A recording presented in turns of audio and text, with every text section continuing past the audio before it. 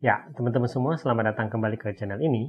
Hari ini, saya mau ngobrol dengan teman-teman yang mungkin adalah para anak-anak scapegoat yang punya satu pertanyaan di dalam hidup kalian selama ini. Abang, apakah benar nggak sih? Gitu ya. Seumur hidup saya, selama ini, dimanapun saya berada, di dalam lingkungan apapun, keluarga misalnya, pekerjaan, pertemanan, dan mungkin termasuk juga pernikahan misalnya, saya itu merasa seluruh dunia itu sepertinya selalu melawan saya. Entah bagaimana, saya itu selalu merasa menjadi musuh bagi semua orang. Saya merasa semua orang memusuhi saya. Saya diperlakukan seperti saya ini seorang villain, atau seorang musuh, atau seorang penjahat bagi semua orang. Yang anehnya, ini terjadi di hampir semua kehidupan saya. Apakah ini hanya perasaan saya? Apakah ini benar terjadi? Dan apakah memang saya seorang pribadi yang buruk sehingga kehidupan selalu menempatkan itu kepada saya? Teman-teman, ini salah satu pertanyaan paling penting ya sebenarnya di dalam hidup kalian para anak scapegoat, dan kita akan bahas ini hari ini, dan saya berharap apa yang saya bahas hari ini bisa memberikan pencerahan buat teman-teman supaya teman-teman bisa mencegah ini terjadi kembali ke kehidupannya kalian. Yang kalian pikirkan itu benar gitu. Bahwa hampir di semua aspek kehidupan seorang anak scapegoat, mereka biasanya menjadi musuh bagi semua orang. Mereka biasanya dikucilkan, mereka biasanya menjadi seseorang yang terbuang, tetapi posisinya itu seolah-olah mereka itu adalah seseorang yang jahat. Nah, pertanyaan terbesar adalah kenapa itu bisa terjadi? Oke? Jadi begini, teman-teman. Kita mulai sedikit ya. Kita harus ingat bahwa anak-anak scapegoat itu kan adalah anak-anak yang tidak pernah diberi bekal apapun. Ya, toh? Mereka memang dikondisikan untuk tidak punya apapun atau tidak menjadi apapun. Sehingga mereka tidak pernah diberi bekal apapun. Fisik enggak, mental enggak, spiritual enggak, emosional juga enggak. Dan apapun itu, mereka enggak diberikan. Nah, bagi seorang anak scapegoat, mereka menganggap itu normal. Dan mereka menganggap bahwa begitulah hidup. Sekarang, dengan semua kondisi itu, kemudian mereka keluar dari rumah dan menjalani kehidupan lain selain di dalam keluarga. Ya kan? Kamu akan bersekolah, kemudian kamu akan bekerja, dan kemudian mungkin suatu hari kamu akan menikah.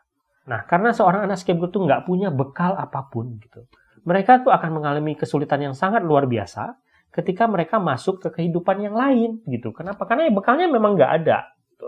Nah, sekarang kita lihat ya, kenapa anak scapegoat itu kemudian dijadikan musuh bersama oleh lingkungan dimanapun dia berada. Teman-teman tahu nggak, ketika kita mau menyatukan banyak orang untuk menjadi sebuah kumpulan atau komunitas yang erat, gitu ya, untuk bersatu misalnya, salah satu hal yang bisa dilakukan itu adalah menciptakan sebuah musuh bersama.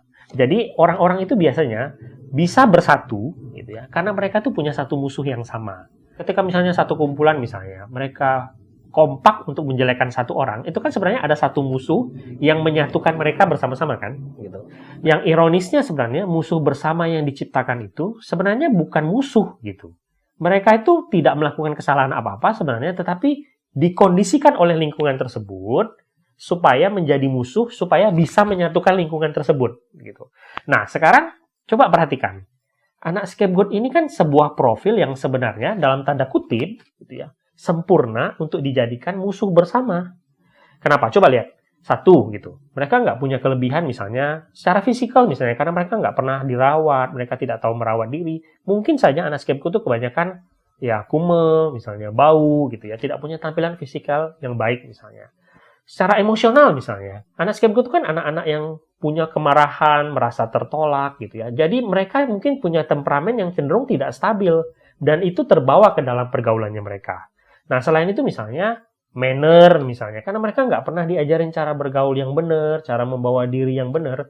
Di kebanyakan kasus, mereka kesulitan untuk masuk ke dalam pergaulan. Karena mereka nggak pernah punya bekal untuk itu. Mereka tidak tahu bagaimana cara membawa diri yang baik ke dalam sebuah pergaulan. Nah, kita tahu orang-orang seperti ini, ketika mereka dijadikan musuh bersama, ini kan kelihatan sebuah profil yang dalam tanda kutip sempurna. Walaupun sebenarnya mereka nggak ngelakuin kesalahan apa-apa, tetapi lingkungan mereka menjadikan mereka musuh bersama supaya lingkungan itu bisa bersatu. Gitu.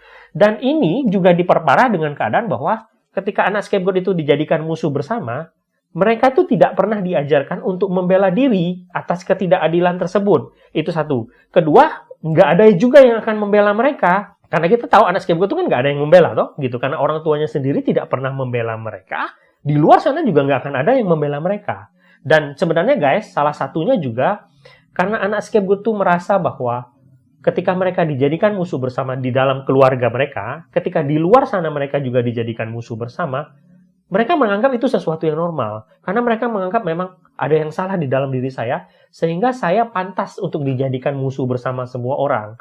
Dan secara tidak sadar, kebanyakan anak scapegoat itu kemudian melakukan sabotase sendiri gitu. Ketika orang memanipulasi dia untuk menjadikan musuh bersama, mereka secara tanpa sadar mengiyakan itu, membiarkan hal itu. Ditambah kemampuan tadi seperti saya bilang, bahwa mereka nggak punya kemampuan untuk membela diri.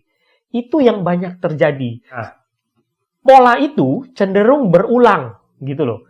Karena seorang anak scapegoat menganggap itu sesuatu yang normal, dia cenderung mengulang pola itu terus-menerus gitu ya. Di keluarga begitu, kemudian ketika dia masuk pertemanan dia juga begitu, ketika suatu hari dia masuk ke lingkungan kerja, ke suatu hari dia ke lingkungan apapun misalnya, bahkan termasuk nih pernikahan misalnya, mereka cenderung tanpa sengaja mengulang pola tersebut gitu loh. Dan ditambah memang seperti saya bilang tadi gitu, karena mereka memang profil yang cocok untuk dijadikan musuh bersama, lengkaplah keadaan itu.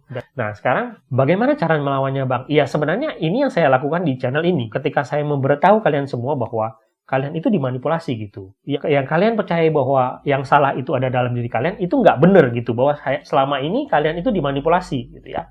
Mulailah mengedukasi diri kalian sebanyak mungkin dan mulailah menolak semua keyakinan negatif yang ada di dalam diri kalian gitu ya, bahwa saya pantas diperlakukan begini, bahwa saya pantas dijadikan musuh, bahwa memang saya yang salah ketika semua orang benci sama saya.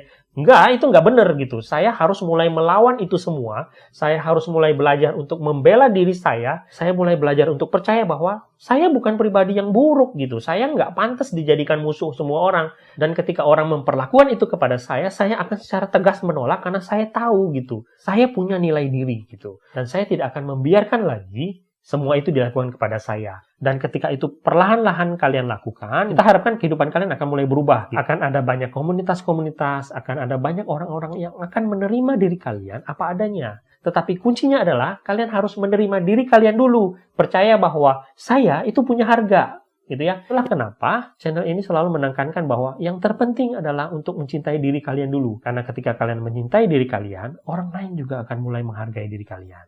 Ya. Itu aja yang bisa saya bagikan hari ini. Semoga video ini berguna. Sampai jumpa di video berikutnya.